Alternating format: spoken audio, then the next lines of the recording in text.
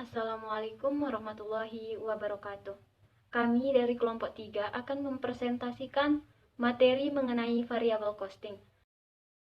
Baiklah, saya sebagai moderator akan memperkenalkan anggota kelompok 3. Yang pertama yaitu Dewa Made Aditya, yang kedua Dian Susilawati, yang ketiga Erta Jasmita, yang keempat Fathul Ulfa, yang kelima Febi Febriana.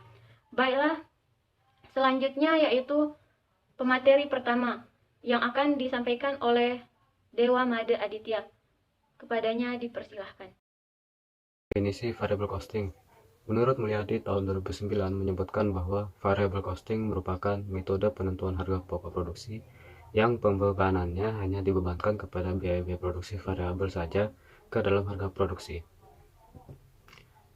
Contoh-contoh dari biaya variabel yaitu biaya bahan baku, upah tenaga kerja langsung, biaya distribusi produk, komisi penjualan, dan biaya overhead. Beberapa contoh biaya variabel yang perlu kamu ketahui. Selanjutnya penyampaian materi kedua yang akan disampaikan oleh Erta Jasmita. Selanjutnya, tujuan variable costing. Tujuan variable costing yaitu memudahkan manajemen yang sedang berjalan serta menetapkan penilaian dan mengendalikan kondisi operasional. Pertanggungjawaban kepada departemen atau divisi tertentu di dalam perusahaan. Yang kedua, membantu manajemen mengetahui batas kontribusi untuk perencanaan laba melalui analisa hubungan biaya, volume laba untuk pengambilan keputusan jangka pendek. Kemudian jenis variable costing. Yang pertama, engineered variable cost. Engineered variable cost adalah biaya yang berhubungan erat dengan proses produksi, baik itu proses masuk maupun keluar. Jadi, engineered variable cost ini akan menyesuaikan antara masukan dengan pengeluaran. Masukan dalam hal ini adalah modal. Oleh sebab itu, ketika masukan mengalami perubahan, maka keluaran pun juga akan berubah beriringan. Yang kedua, discretionary variable cost. Discretionary variable cost adalah biaya yang disesuaikan oleh keputusan manajemen terkait dengan perubahan volume produksi. Jadi, pada dasarnya, biaya variabel jenis ini akan menyesuaikan dengan kondisi dari perusahaan. Selanjutnya, pemateri yang ketiga akan disampaikan oleh Dian Susilawati. Kepadanya dipersilahkan. Adapun manfaat informasi yang dihasilkan oleh variable costing yaitu yang pertama untuk perencanaan laba jangka pendek, dan yang kedua untuk pengendalian biaya, dan yang terakhir untuk pengambilan keputusan.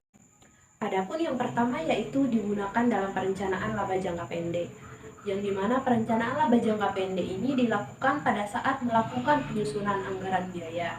Jangka pendek biaya tetap biasanya tidak dapat berubah, sehingga informasi yang diperoleh tidak berdampak terlalu besar terhadap hasil penjualan yang diperoleh dan biaya variabel yang digunakan dalam perhitungan laba.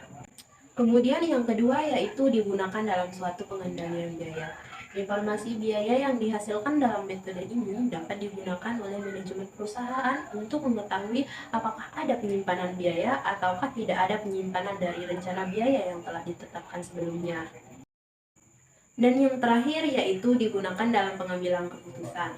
Manfaat variable costing dalam melakukan pengambilan keputusan yaitu sangat relevan untuk digunakan, karena biaya yang diperoleh akan mengalami perubahan sesuai dengan banyaknya volume kegiatan yang ada atau yang telah direncanakan. Selanjutnya, pemateri yang terakhir yaitu Febi Febriana. Kepadanya dipersilahkan.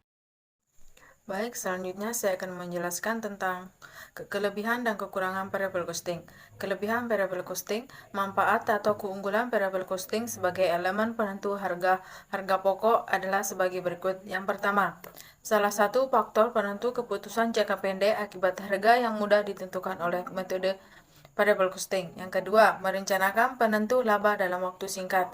Yang ketiga, membantu mengendalikan biaya lantaran metode variable costing ini membantu mengelompokkan anggaran berdasarkan sifatnya yang berubah-ubah dan tetap sehingga pihak manajemen bisa fokus ke ongkos elemen konstan. Kekurangan variable costing.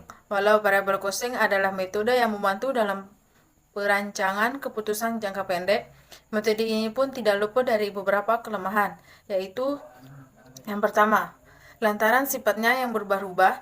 Salah satu kelemahan dari metode variable costing adalah menemukan anggaran dengan karakter tetap maupun penerapan teknik ini secara penuh akan sulit dilakukan.